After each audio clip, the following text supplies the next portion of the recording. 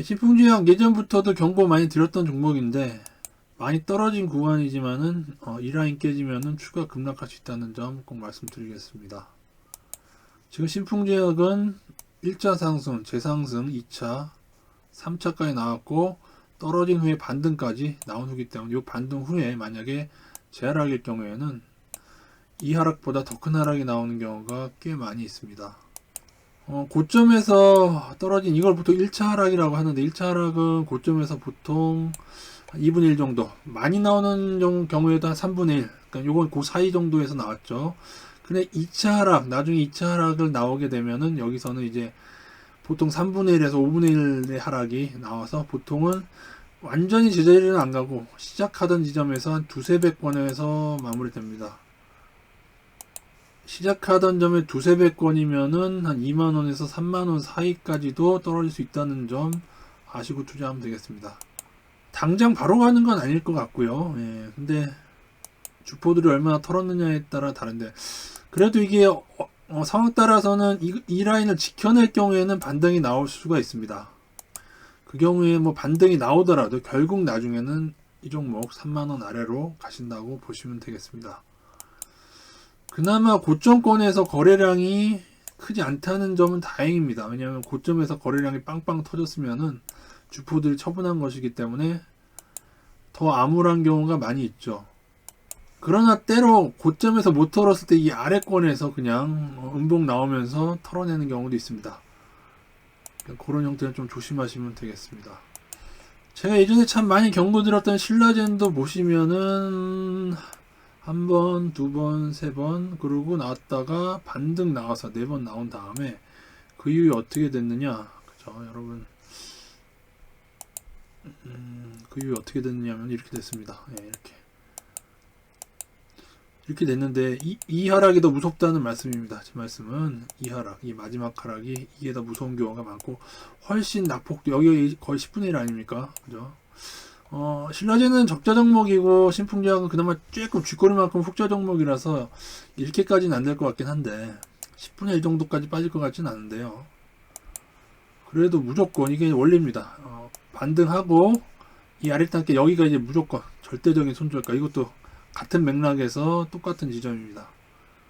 사실은 여기서 바닥 다작되면 여기서도 끊어야 되죠. 예, 손절 칠 타이밍이 여러 가지인데 물론 네 번째 꼭 떨어지는 건 아닙니다. 헬렉 스미스 같은 경우에는 대단히 많이 헷갈리게 했죠. 한 번, 두 번, 몇 번입니까? 자질구레한 거 빼고 보통은 세네 번이면 끝나고 이렇게 골로 갑니다.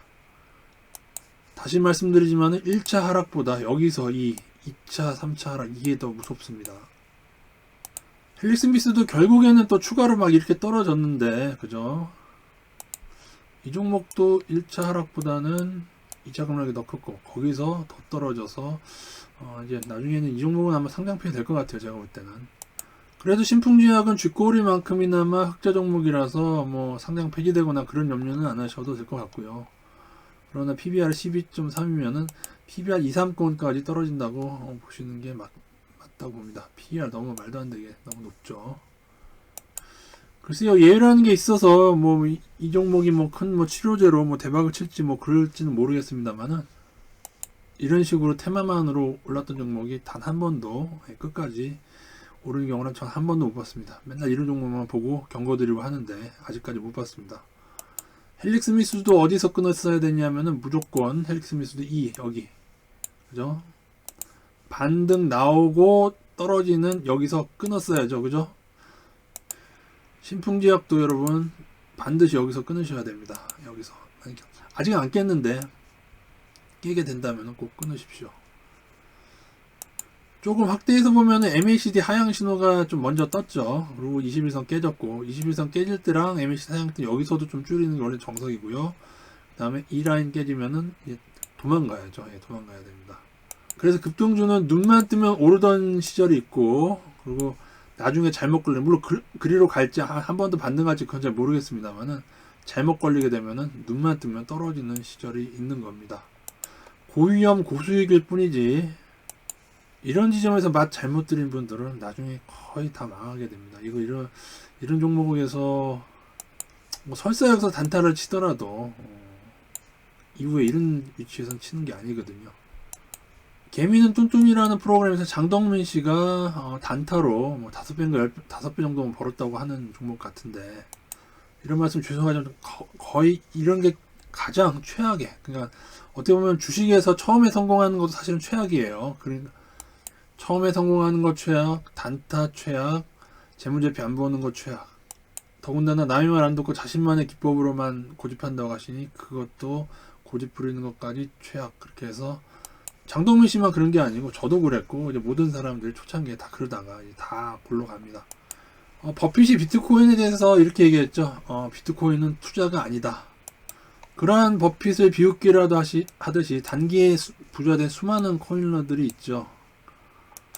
저도 이 주식 세계에 오래 있다 보니까는 2, 3년에 버핏의 수익률을 뛰어넘는 수많은 사람들을 봐왔고, 그리고 그들이 다시 망해가는 것을 보아왔습니다. 왜일까요?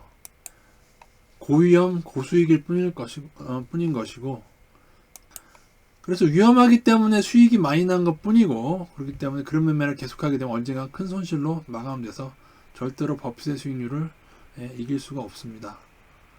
그러나 개인들은 그 2, 3년에 그 무용담에 열광하게 되는 것이죠. 그러나 진정한 승자는 복리의 기적을 믿는 장투자만이 여기서 크게 먹고요. 단타는 세금으로 다 뜯겨서 성공해도 조금 성공, 장기적으로는. 그리고 대다수 99%는 큰 손실로 마감됩니다. 이상입니다.